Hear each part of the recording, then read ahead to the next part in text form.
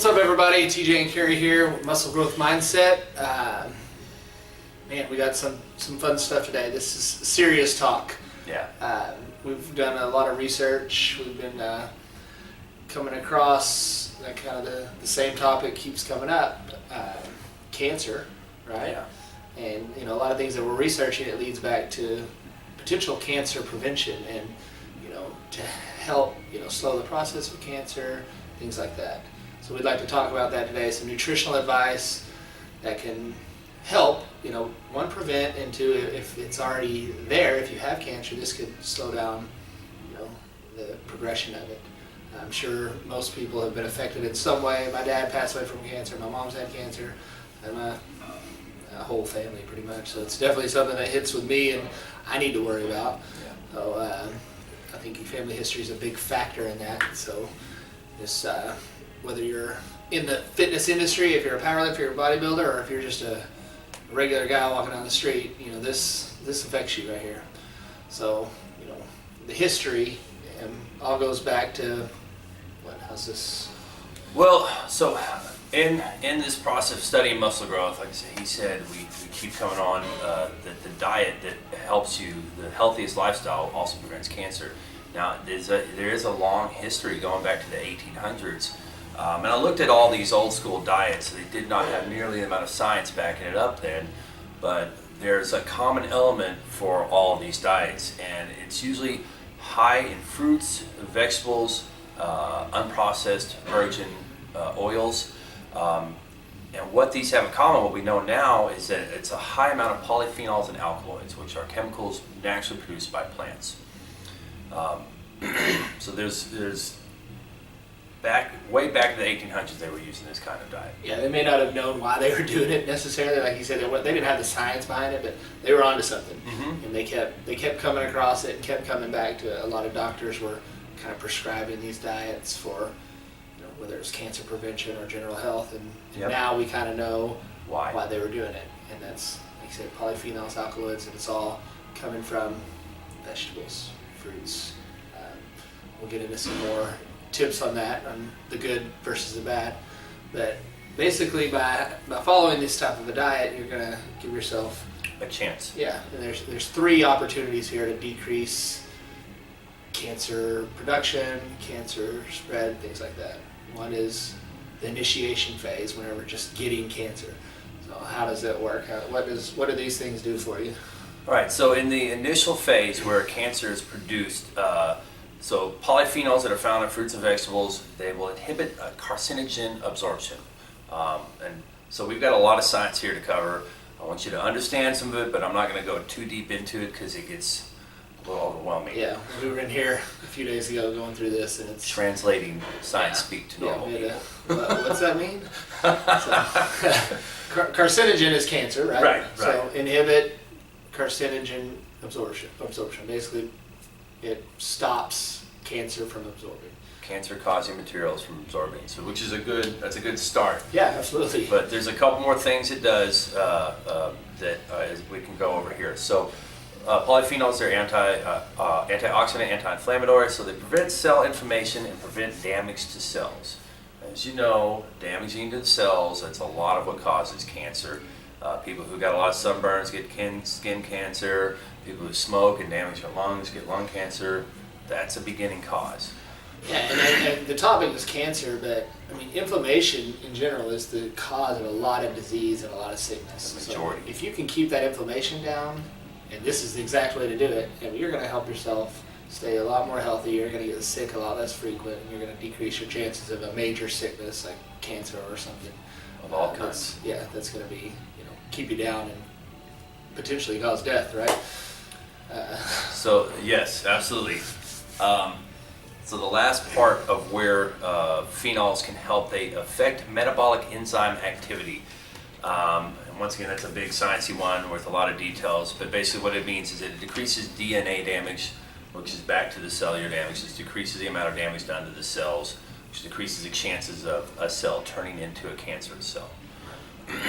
Okay, so you slow down, or you kind of prevent your chances of getting it. But this isn't a cure-all, and I want to throw this disclaimer out there. Doing this isn't going to keep you from getting cancer. It helps, and I want to do anything I can to help, obviously, and give myself a better chance, but you never know. You may get cancer. So that doesn't mean give up, throw it all away. This diet, following these rules can help you once you get cancer, and reduces your chances greatly. Yeah, and it also will reduce the chance of spreading, right? So which is the next part. Proliferation, the kind of what's a good proliferation is a science word for it, but basically it means it's as one damaged cell of cancer proliferates, multiplies, creates more, gets bigger.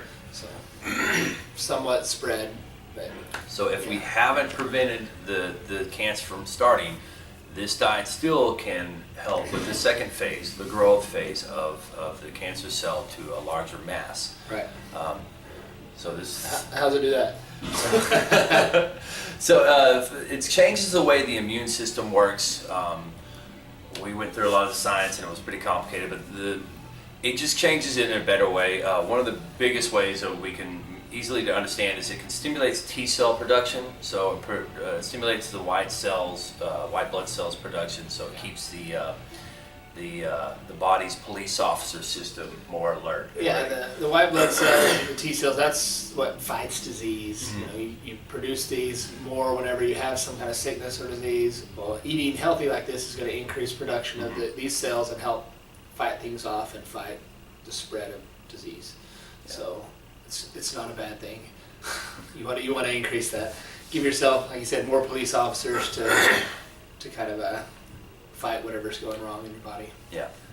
Okay. Induce selective promotion of apoptosis. What the hell's apoptosis? Apoptosis is basically when your body decides a cell is damaged and needs to be broken down. So it's your body's version of taking out the trash. If your body does not get into apoptosis, then damaged cells linger around your body. So basically, a cell's damaged. It's not good for your body. Your body doesn't want it there. Apoptosis is the process of eliminating that cell, breaking it down, getting rid of it. Yep. Like Carrie said, taking out the trash. I think that's a good analogy for that. Yep. Okay, so breaking down and getting rid of damaged cells, which obviously cancer is going to be a damaged cell. You want to get rid of that and get rid of those so they don't spread even further. Yep.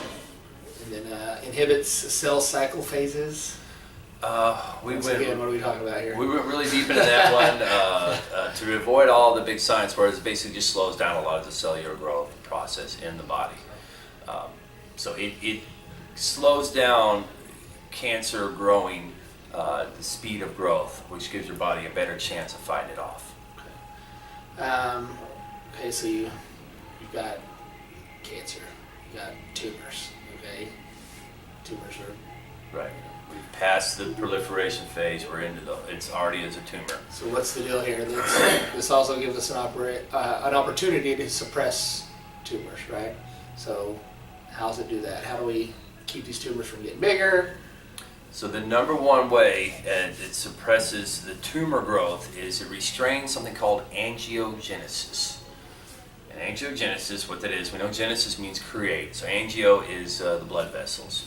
So angiogenesis is a formation of the very small beginning blood vessels, and it restrains that. So, and the blood vessels do two things for that tumor. They provide nutrients for the tumor to grow, to get bigger, and it also provides an exit strategy. Mm-hmm. Yeah. So by restraining angiogenesis for the tumor, we're reducing its ability to grow and spread. So you're limiting the chances of that tumor. So at least if you have a tumor, by eating this diet, you give the doctors a better chance of helping you. Okay. Now here I'm going to be, the bad guy for our industry. Okay, so we're restrain angiogenesis. Restrain, prevents blood flow, basically. Well, as a bodybuilder and even a powerlifter, you want blood flow, right? So if we're doing things that are preventing blood flow, isn't that going to prevent the opportunity to build muscle or as much muscle?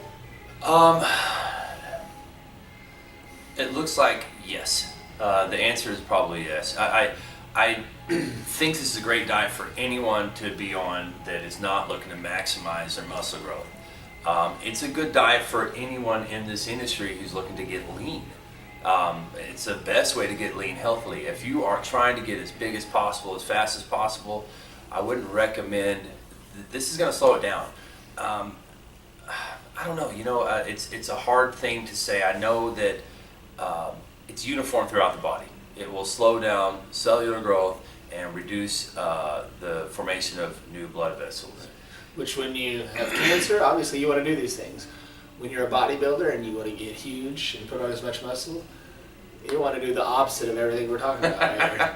So I'm not saying by being a bodybuilder eating vegetables is bad. It's obviously really good, but at the same time, by following this diet, you're maybe not maximizing your potential to build muscle. That being said, is it worth it? Like, is it worth increased lifespan, Yeah. healthier lifespan? You have to make a decision here. Bodybuilding diets are not always healthy. Yeah. It's an extreme thing. Anything to extreme is not good. I mean, moderation is the best way to do things. Bodybuilding is not a moderation sport. No. So we do a lot of unhealthy things, and diet is one of them. So just be aware of this and know that you need some balance here. Of course, you want to push At the least envelope. cycle on your lean outs with a good, healthy. Yeah. So Yeah. And don't think by doing this, oh, I'm not going to build any muscle. you will still build muscle. We're just saying, like, if you want, most of our videos we're talking about getting every little ounce of progress we can and building as much as possible and giving yourself every advantage to build muscle. Well, we're kind of conflicting ourselves a little bit here because now we're giving advice saying do some things to slow that down.